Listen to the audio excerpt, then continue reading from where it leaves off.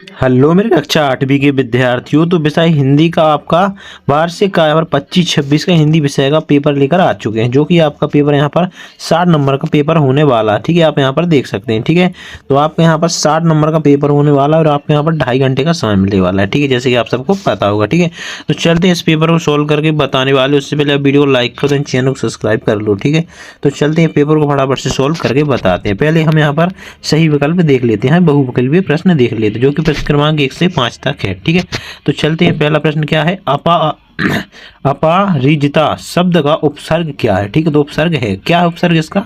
तो पहले का यहाँ पर अपना क्या हो जाएगा आंसर, प्रश्न ए का।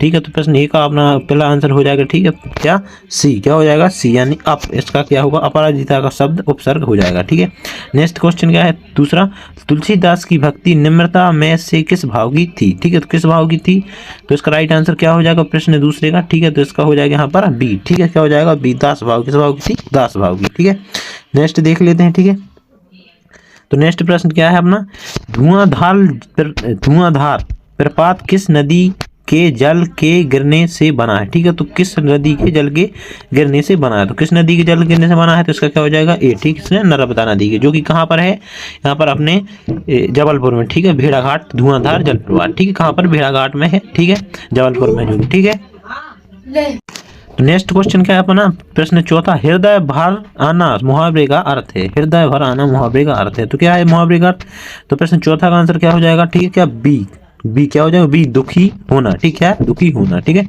नेक्स्ट पांचवा प्रश्न का उत्तर, श्रुति ईमानदार है और प्रतिभाशाली भी है, यह वाक्य है। तो श्रुति ईमानदार है और प्रतिभाशाली भी है, वाक्य कौन सा वाक्य। ठीक है, तो इसका राइट आंसर क्या हो जाएगा सी, यह एक संयुक्त वाक्य, कौन सा संयुक्त वाक्य है। ठीक है, नेक्स्ट देख लेते हैं अपने यहाँ पर रिक्त स्थान देख लेते हैं। ठीक है, प्रश्न क्रमांक 6 से 10 तक। ठीक है, तो पहला क्या है, तानसेन ने तन्मय होकर खालिस्तान की साधना की, तो किसकी साधना की। ठीक है, तो इसका क्या हो जाएगा, किसकी साधना की, दीपक राग, किसकी, दीपक राग की यहाँ पर साधना की थी। ठीक है, नेक्स्ट क्या है, खालिस्तान संगीत सम्राट कहे जाते हैं तानसेन तुलसीदास। ठीक है, क्या कहे जाते हैं, संगीत सम्राट किसे कहते हैं, तानसेन को या तुलसीदास को, इसका क्या होगा, तानसेन को कहते हैं संगीत सम्राट। ठीक है, नेक्स्ट क्या है, आठवां, कमल का पर्यायवाची शब्द है कौन सा है कमल का पर्यायवाची शब्द, तो कमल का पर्यायवाची शब्द क्या हो जाएगा, कमल का पर्यायवाची शब्द हो जाएगा नीरज। ठीक है, क्या हो जाएगा नीरज। ठीक है, अभय भट्ट की पुस्तक का नाम, अभय भट्ट की पुस्तक का नाम था, क्या था,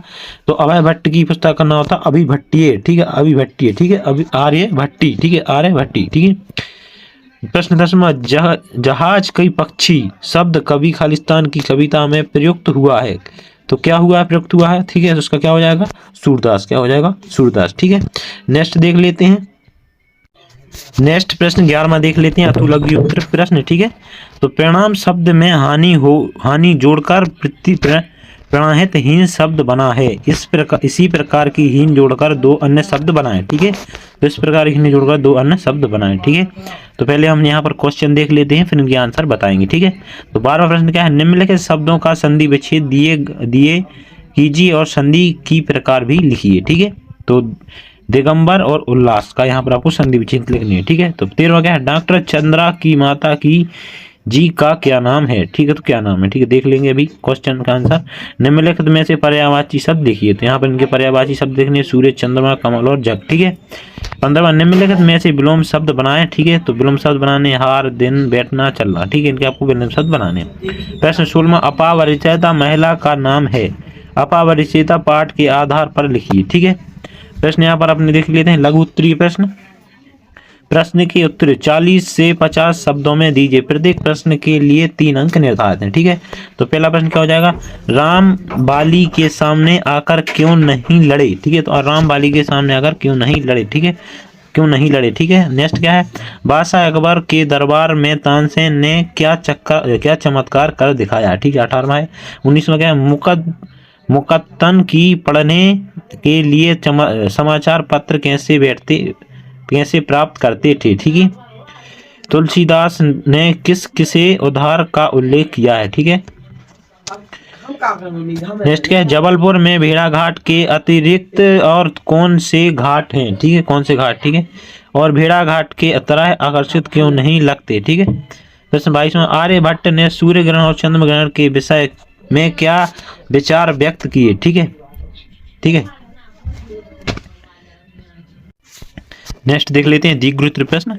प्रश्न 23वां, लेखक ने जब चंद्रमा को कार से उतरने देखा तो वह अनिश्चित क्यों रह गए। ठीक है।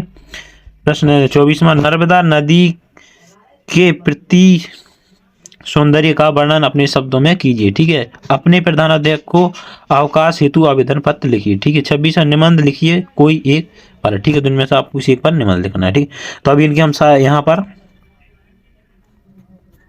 हम इनके आंसर देख लेते हैं। प्रश्न 11 से लगाकर यहाँ पर प्रश्न 26 तक के आंसर देख लेते हैं। ठीक है। तो चलते हैं प्रश्न 11 का आंसर देख लेते हैं। यहाँ पर प्रश्न 11वां का आंसर देख सकते हैं आप, पर्यायवाची शब्द थे नेहनी और पहनी। ठीक है। तो प्रश्न 12वां का आंसर देखिए, दिसंबर का दिक धन अंबर, यहाँ व्यंजन संधि है। उल्लास का अत्र धन लाश है, अत्र धन लाश से व्यंजन संधि है। ठीक है। 13वां का क्या, श्रीमती टी सुब्रमण्यम है। ठीक है। 14वां का पर्यायवाची शब्द सूर्य का दिन है, दिनकर, भानु, चंद्रमा का राशि, रजनी, निष्कर, जल का बरनी, पानी, नीर, कमल का पंकज, पुष्प, जलज। ठीक है। 15वां का आंसर देख लेते हैं, विलोम शब्द यहाँ पर हार का जीत, दिन का रात, बैठना का उठना, चलना का रुकना। ठीक है। 16वें का यहाँ पर क्या है, डॉक्टर चंद्रा। ठीक है। 17 का आंसर यहाँ पर बाली को अपने शत्रु विरोधी के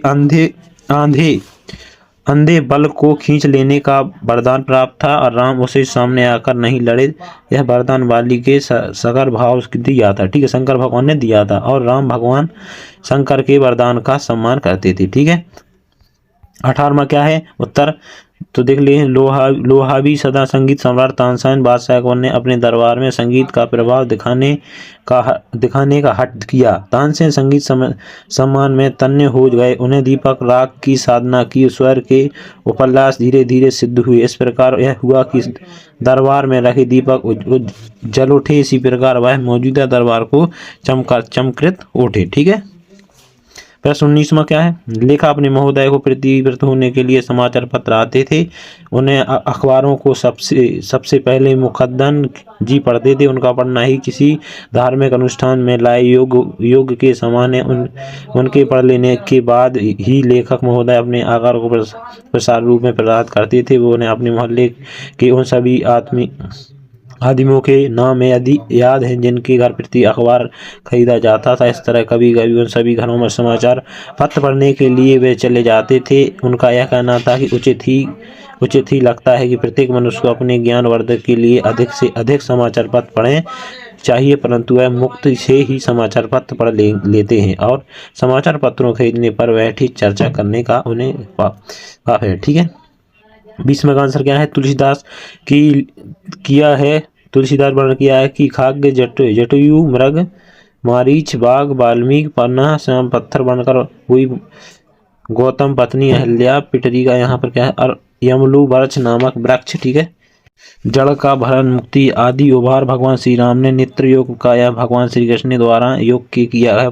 जटायु पक्षी सीता हरण के समय सीता को बचाने के लिए रावण से संघर्ष करते घायल हो गया था। श्री राम ने उन्हें उद्धार किया था कि मृग मारीच रावण का संबंधी था जो रावण के सहायक के लिए कटवृक्ष एवं बना था जिससे कि वह राम के उद्धार था।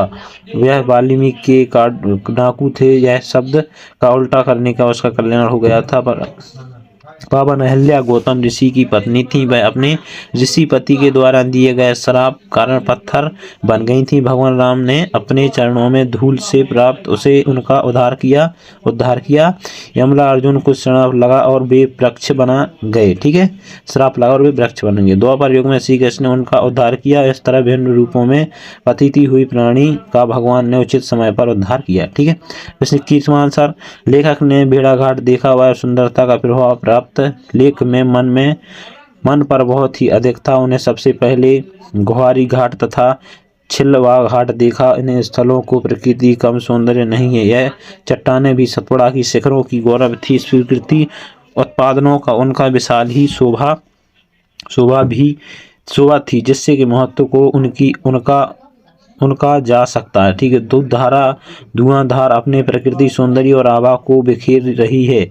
इस बिखेरते हुए मध्य गौरी शंकर और चौरसी योनि के मंदिर हैं। नर्मदा के किनारे वाले पहाड़ी जंगलों के मध्य इन मंदिरों का निर्माण करना भी अपने आप में एक ऐतिहासिक सच्चाई है। लेखक को सभी स्थलों की सुंदरता से प्रभावित तो किया, परंतु उनके उधार बेड़ाघाट की सुंदरता का मुग्धकारी प्रभाव चमत्कृत है। ठीक है, 22वां प्रश्न देख लेते हैं। कुछ आचार्य और विद्यार्थी पाटलिपुत्र के आश्रम में विद्याशाला में बैठकर आपस में चर्चा कर रहे थे कि यह ग्रह क्यों लगा। उनमें से कुछ कह रहे थे कि धार्मिक और में लेख हुआ है कि ग्रहणों के समय राहु नाम का राक्षस सूर्य और चंद्रमा को निगल लेता है। हमें इसलिए इन ग्रंथों की बातों पर विश्वास करना चाहिए। परंतु वह उपस्थित विद्यार्थी मंडल में एक तरुण विद्यार्थी बैठा था। वह अपने साथ विद्यार्थियों को समझ रहा था कि पृथ्वी की बड़ी छाया चंद्रमा पर पड़ती है। चंद्रमा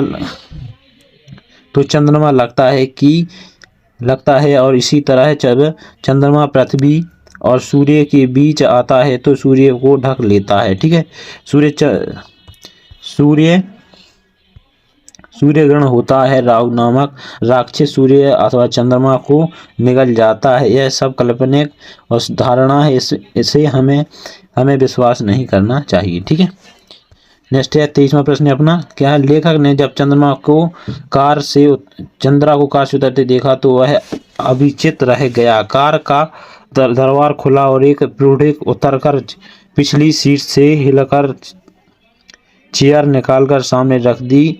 कार में से ही एक युवती धीरे धीरे अपने निर्जीव धड़ को बड़ी सावधानी से नीचे उतरा और बैसाखियों के सहारे ली और वह व्हील चेयर पर पहुंच बैठा हुआ थी। अपनी व्हील चेयर को बड़ी लत स्थल से चलती हुई कोठी के अंदर चली गई। डॉक्टर चंद्रा को नियत समय पर अपने कार्य करने के लिए चकित होती हैं। तब वह मशीन की तरह बटन खटपटाती और अपना काम किए चली आती थीं। डॉक्टर चंद्रा अपनी अपघात से बिल्कुल भी बेचैनी नहीं लगती थीं। उनकी आंखों में अध्ययन, उत्साह और उत्कृष्ट जीवविशेषम थी। उनमें महत्वाकांक्षा भरपूरता थी और अतः वे देखकर लेखक अविचलित रह गए। ठीक है, 24वां प्रश्न। नर्मदा और अमरकंटक से निकलती है। बेड़ाघाट नर्मदा के किनारों संगमरमर के हैं। नर्मदा के दोनों किनारे संगमरमर के हैं। वह सौंदर्य और साझा पाना थोड़ा कठिन है। यह सुंदर और प्राकृतिक के जितने भी रूप हैं वह आसान आपस में इसी तरह उलझे से हैं जैसे किसी वैद्य या डॉक्टर के नुस्खे। ठीक है, नुस्खों में कई तरह की औषधि का मिश्रण है। उसी तरह बेड़ाघाट की सुंदरता भी उछलकर हमें अपनी ओर आकर्षित करती है। नर्मदा नदी के प्रति लेखक की ममता प्रकृति सौंदर्य स्वाभाविकता और क्योंकि वह स्वयं इसी के किनारे सौंदर्य के बीच पड़ा था और बड़ा हुआ था। यहाँ का वायुमंडल खुला है। लोग यहाँ स्नान करने के लिए प्रतिदिन बड़ी संख्या में आते। नर्मदा के किनारे चट्टानों पर ऊपर कोमल घास है, तिनकों को धारण किए हुए हैं। वह जाड़, गर्मी और बरसात के मौसमों को बराबर सहन करती है। उसकी ऊर्जा से चंद्रमा की चांदनी और को भी माता देती है। वह नर्मदा और किनारे संगम में चांदी का मछली और मगरमच्छ बड़ी संख्या में मिलते हैं। नर्मदा पर्वत बेड़ाघाट के पास प्रकृति झरना जिसे दूधधारा कहते हैं। यह प्रकृति अपने सौंदर्य क्षण बदल सी जा लगती है। इस किनारों के मंदिर और धर्मशाला बेड़ाघाट की छोटी छोटी पहाड़ियों पर गौरव शंकर मंदिर हैं। यह दूधधारा घर घर शब्द गौरी शब्द सुनाई पड़ता है। यहाँ सर्वप्रथम प्रकृति सौंदर्य साम्राज्य। ठीक है, प्रश्न 25वां आंसर है। आपने यहाँ पे एप्लीकेशन दी है तो एप्लीकेशन आप लोग जानते हैं, यहाँ पर पढ़ लेना। ठीक है, एप्लीकेशन आपको इसको पढ़ के लिख लेना है। ठीक है, तो हमने आपको यहाँ पर सारा पेपर सॉल्व करा दिया है। मिलते हैं नेक्स्ट पेपर में। वीडियो को लाइक करना है, चैनल को सब्सक्राइब कर लेना।